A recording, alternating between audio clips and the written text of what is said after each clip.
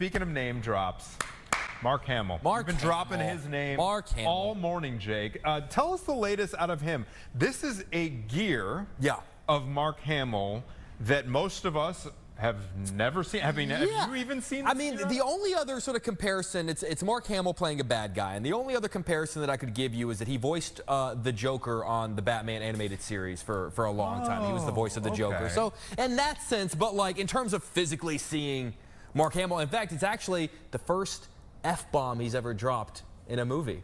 He drops an F-bomb in this new movie. There's a new movie coming out on Friday. It's called The Long Walk. It's based on a Stephen King novel. Actually, the very first novel he ever wrote. Now, the first novel ever published was Carrie. That's famously his first book. And it was years later, The Long Walk, because he had so many kind of books in the can that he had to create a pseudonym and named Richard Bachman. Richard Bachman. So The Long Walk was actually published as a Bachman novel.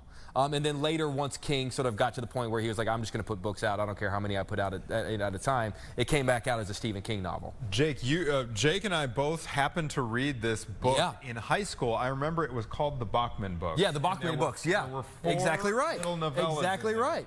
One of them was The Longest Walk, and the premise of this is it's a group of young men in a dystopian, apocalyptic future, and there's a game, and they have to walk down the road for as long as possible without ever going slower than 3 miles per hour. In the book it was 4.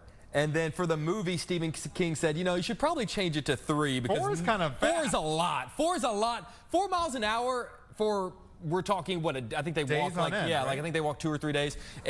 That's a long time because you get 3 warnings, and then the 3rd warning you get shot. You're gone. Yeah. This is almost like the Squid Game. Yeah, it's like exactly. Well, funny enough, the movie is directed by a guy named Francis Lawrence, who directed the Hunger Games movie. So there's kind of that commonality. But, and you know, you're a Stephen King fan. One of my favorite sort of little Stephen King facts, if you've read his books, is that all of his books kind of exist in what they call kind of the same universe. And what I mean by that is you'll read, you know, It, and then you'll go read Pet Sematary, and one of the characters from It will show up in Pet Sematary. Or all of the, wait, across all his books? Across all of his books. So even like your Stand By Me's and your Shawshank? They all, now, in fact, if you, any of his books, when his characters go to prison, they talk about, he got shipped up to Shawshank.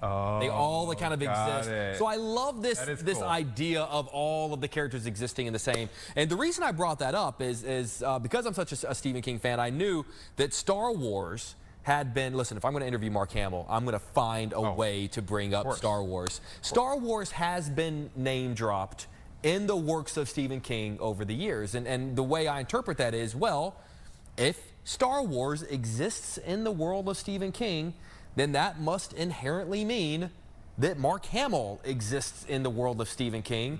And I brought that up to him, and what that resulted in was a really great story about Yoda. I don't know if you know this, sir, but Stephen King has referenced Star Wars a few times in his work throughout his career. In both It and the short story Cycle of the Werewolf, Yoda is mentioned, which means if Star Wars exists in the Stephen King universe, Mark Hamill exists in the Stephen King universe. So I'd love to ask you, which classic King novel or story of his would you be most interested in finding yourself wandering through? Because you're somewhere out there. I saw It. I don't think I read the book, but I saw the 2 film versions, the television version they did back in the 90s, and then the recent films, and I don't remember Star Wars being referenced. It's in the novel. Beverly talks with a character named Mrs. Kirsch, who is named after Mr. Kirshner, and a reference and says that Mrs. Kirsch speaks like Yoda. Found someone you have, I would say. Right. Oh, okay. It is just a fun little Easter egg, but that means you are somewhere out there, sir, in the Stephen King universe. Yes, and you say in the other one, he also references Yoda. Someone shows up dressed as Yoda for Halloween. So here's the deal. I'm going to find a way to bring up Star Wars one way or the other. But I appreciated that he didn't necessarily know that. He was a good sport about it. But this is crazy enough. Long Walk in theaters on Friday. A great movie. The second Stephen King movie he's been in this year.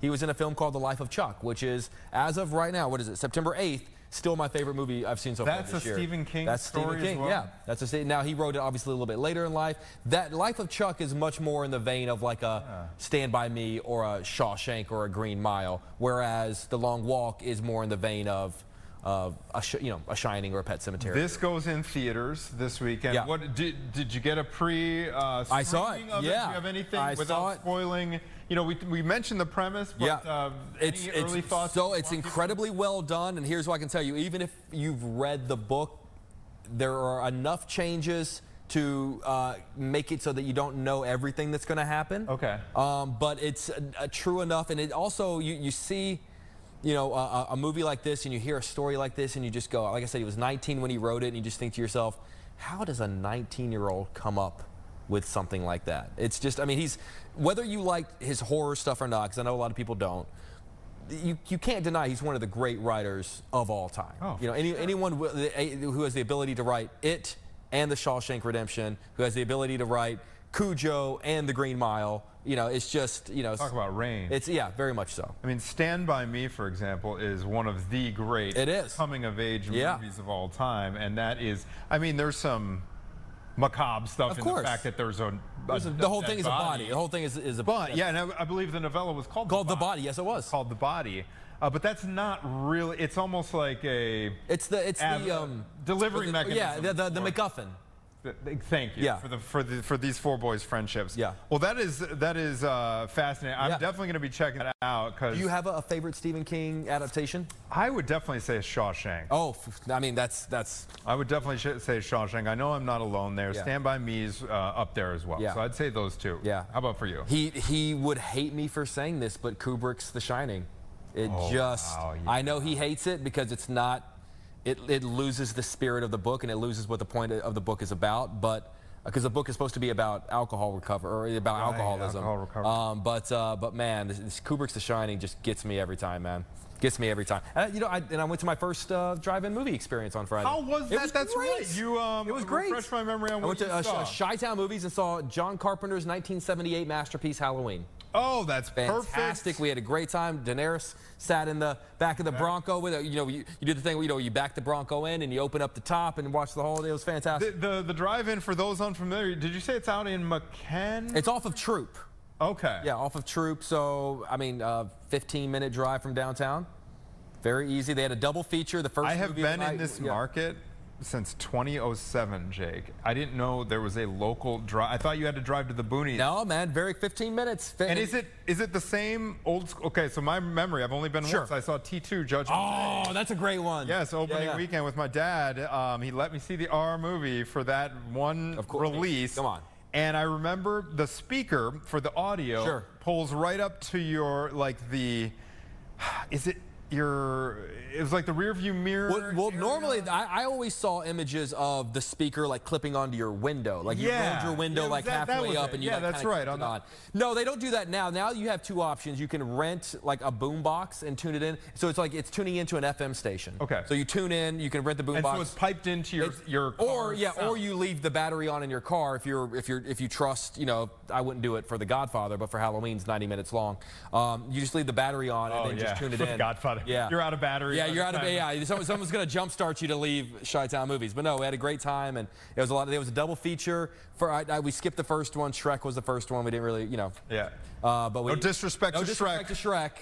The love of God for the Shrek fans out there. But no, we pulled in for Halloween, and we had a great time. That